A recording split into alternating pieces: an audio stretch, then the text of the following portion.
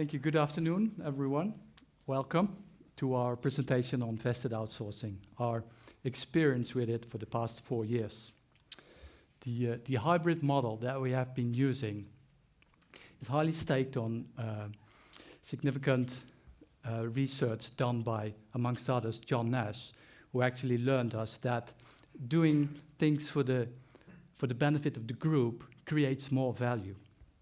And also, Oliver Williamson learned us that outsourcing is a continuum.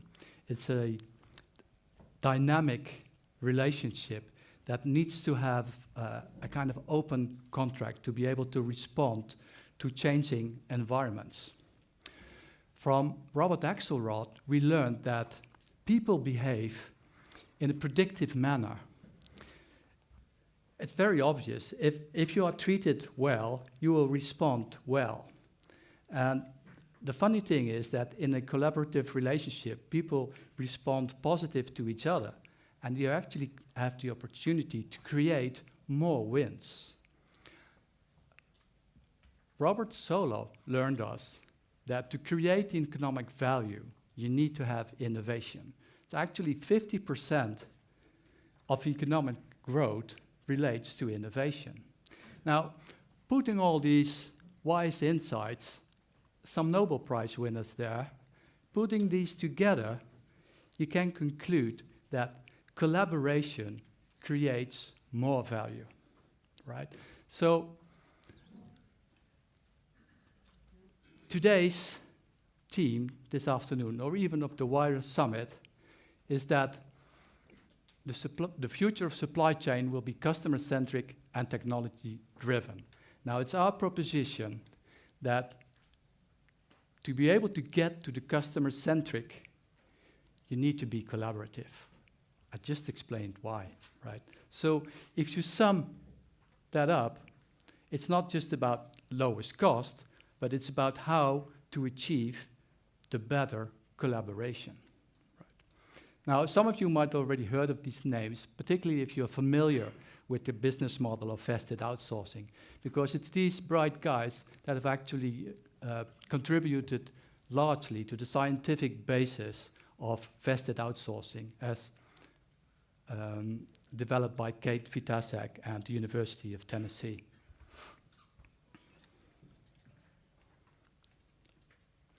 So, DHL supply chain, or more particularly the technical service center that operates from Beringen, right across the corner here actually, services the reverse logistics for Intel. We call it the warranty program, right? And the warranty program is delivered through a dynamic outsourced network, which comprises a lot of different activities, actually the whole range that is required to manage and requires a very high management level for delivering customer management, brokerage, quality management, supply chain management, including fully integrated chains with integrators, carriers, waste management, and brokerage. So, and we also do the planning, and we also take care of the technical screening and data collection. That's the environment. You can imagine with all the stakeholders we have in place, there are many, many times that we have conflicting goals that we need to solve. So it's a really dynamic network. In 2012, Intel announced that they would step away from the motherboard business. That was 50% of our business. So that would mean that our business model would really become under pressure. You just lose 50% of your business, so what are you going to do? At the same time, Intel was exploring other areas, introducing new products, new product types, and also exploring different geographical areas. That all came down on us, and we had to deliver even more service to support all those new product introductions. So the situation obviously was that we had to do more with less. Actually, we had to do much more with much less, right? And the business model was really under pressure. So that was the catalyst for us to explore means and methods that would help us to solve that. And the method would need to be living up to our dynamic and complex needs, and at the same time remain frugal.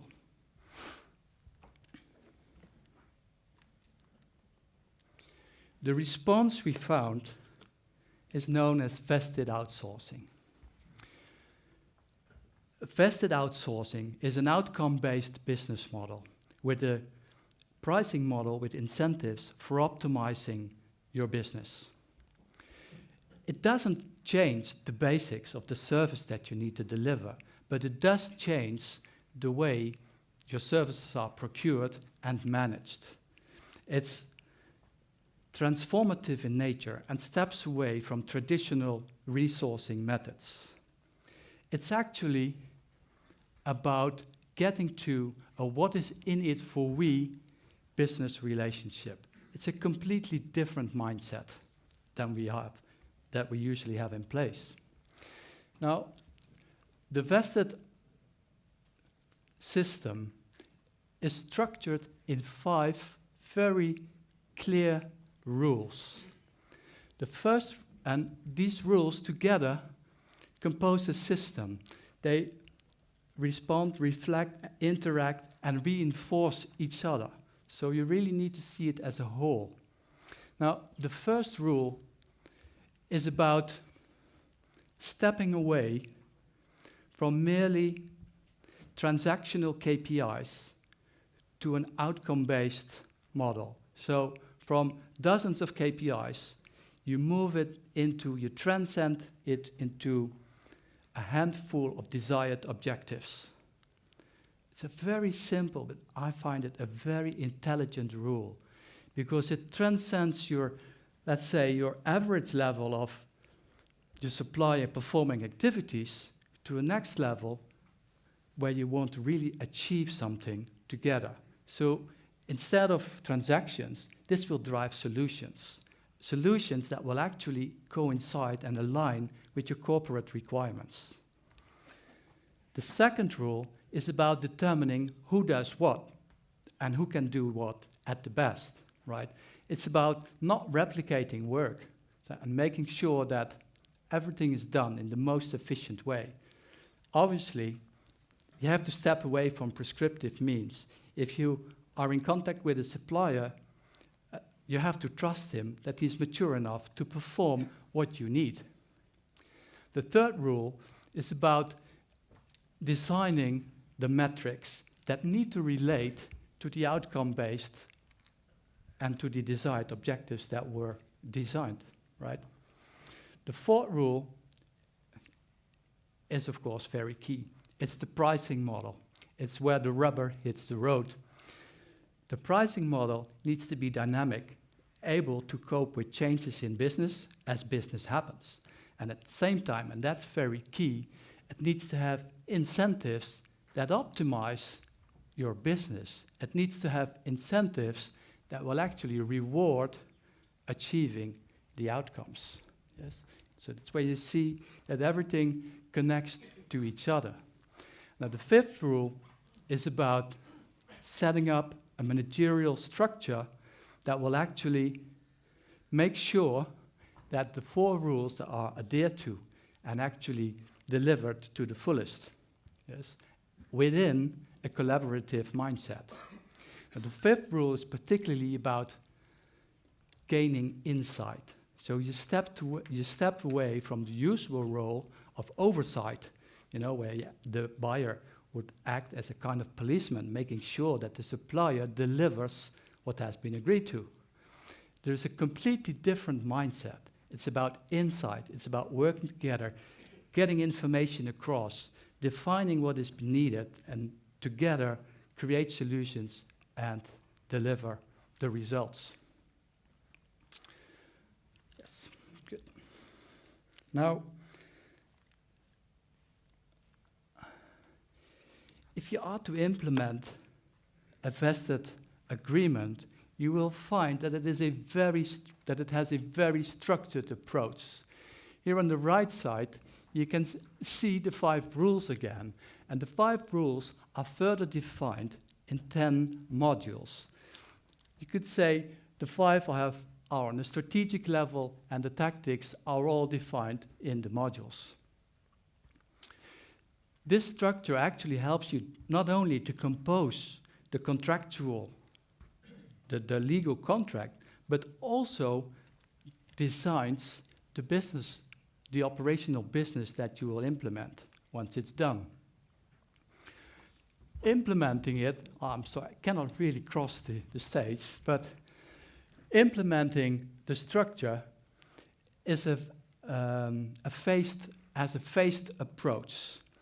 Now, the first phase is about laying the foundation. It means just together, buyer and supplier will join and get acquainted with what vested outsourcing is all about.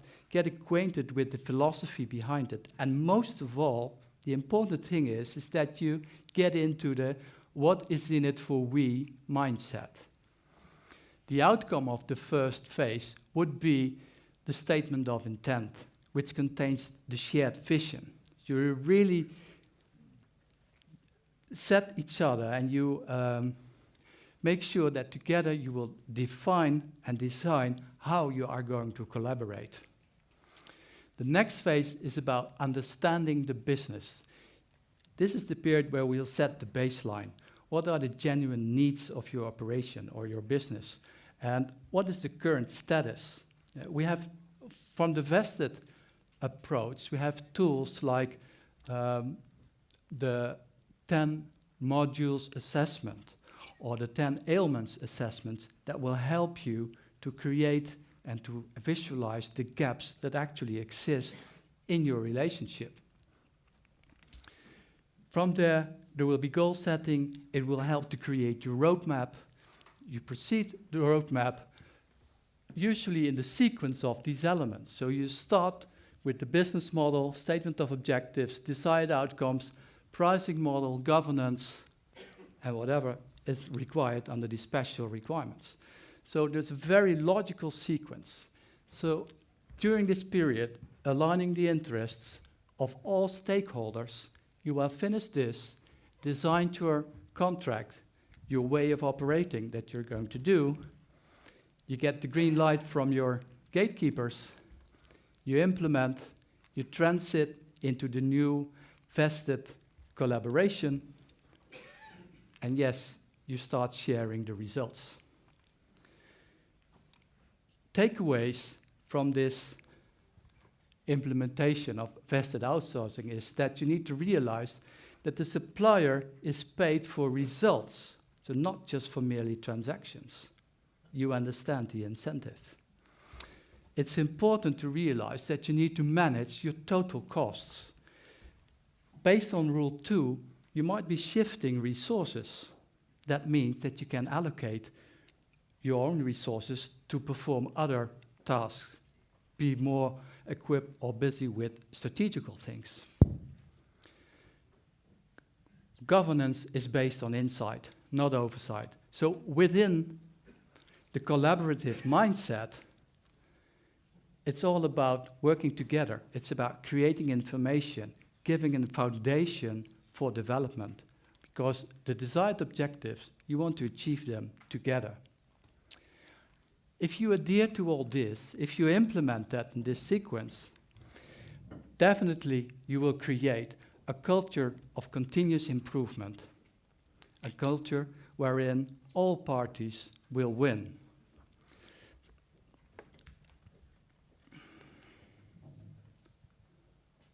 So, may I ask you, John, to join me? Yes, thank you, Ruud. And share a bit on what we won during our vested implementation. So, hello, everyone. My name is John Hayes. I'm from Intel. And I suppose the question for many of you is, after you've gone through all of that implementation and all of that process, what is in it for you as a buyer, utilizing the services by DHL? And really, so from an Intel perspective, I think one of the key things was that we pride ourselves on, in terms of our operational excellence within the reverse supply chain.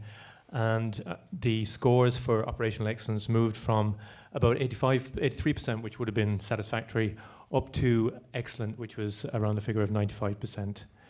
The second thing was that in response to the improvement in the operational excellence, we saw the level of customer complaints dropping dramatically. So again, that meant we had less resources to apply to dealing with customer issues. The third thing really, and hitting the bottom line really, was that the cost savings exceeded the drop in demand. So Ruud mentioned earlier that there was an anticipation that volumes would drop by about 50%. In the end, they dropped by about maybe 45%. But from an Intel perspective, our savings were in the range of about 55 to 58% overall in terms of a drop in our spending on reverse logistics, which is very significant. Not only that, but as the savings fell, we also ended up with a leaner network. So as the demand dropped, DHL worked to take scope and capacity out of the system. So again, it gave us a leaner network that was a lot more responsive. Also, we saw an increase in innovation within the network. So between Intel and DHL, there was a lot of innovation, and we ran over this period a number of what we called POCs, or proof of concepts, where we took ideas, tried them in the environment, saw if they work, and if they did, apply them. And that was very beneficial to both companies. There was also excellent change management. So at the beginning of this process, we had something like 16 major initiatives identified that we wanted rolled out over a period of time with zero customer impact. And DHL were able to do this with zero customer impact and on time as well, which for us was unseen before because of the complexity of our network, as Ruud alluded to earlier. In addition, we also saw an improved regulatory compliance. So Ruud mentioned earlier about the new businesses coming in. So new products meant new regulatory compliance issues. And again, all of those were dealt with. So we saw an improvement overall in the network in terms of our compliance. And finally, for our end customer, the person we rely on, their customer experience was improved. And this was shown by the increase in what we call our customer excellence scores. So we run a program called the Customer Excellence Program, CEP, which measures our customers' satisfaction with reverse logistics. And again, that saw the highest score ever during this period. And bear in mind, this was the period when we saw volumes dropping and spend in the network dropping. Also, our customers found that the network became easier to use. So one of the innovations that was successful over the period was an innovation to make customer bookings easier. So again, that was put into the network. It improved our customer experience and also our overall CEP scores. And finally, we saw an improvement on time delivery. So from our customers' perspective, they judge the network on how soon they get their parts compared to the expected delivery date. And again, we saw an increase in that metric as well. So I'll just hand you over now to Ruud, and Ruud will give you the perspective from DHL in terms of what they got out of the program. Thank you, John. Yeah, I got me mic here, so please keep it. Okay, yes. Also for us as a supplier, we improved performance and ownership across the network. I mean, thanks to the system of Vested, we actually got a driving seat, in managing our supply chain. It boosted morale. It improved performance and ownership across the network. At the same time, you do recall, we have a 50% drop in volume. It corrected to 45, but it's still bad. In spite of that, we increased our margins.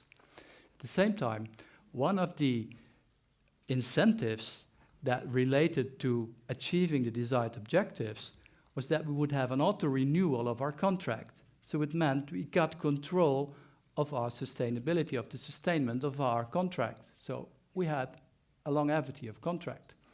So I forgot to mention that Intel accepted some risk sharing. So we were quite confident during this period that we could survive.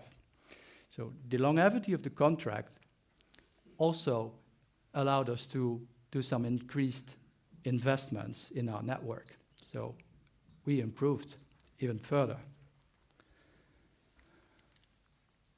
Now, what have we learned? First of all, the collaborative relationship has been transformative for both the buyer and the supplier, due to the fact that we as supply chain were able to get more scope, more responsibility, our customer was able to reallocate sources, to reallocate their sources. So there was a completely different setup of how to manage the business.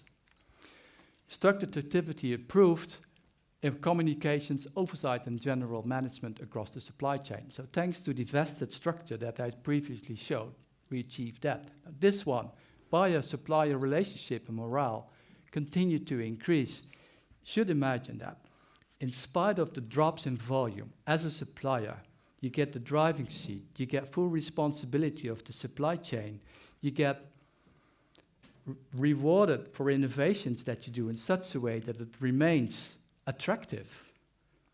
So why would we drop our morale?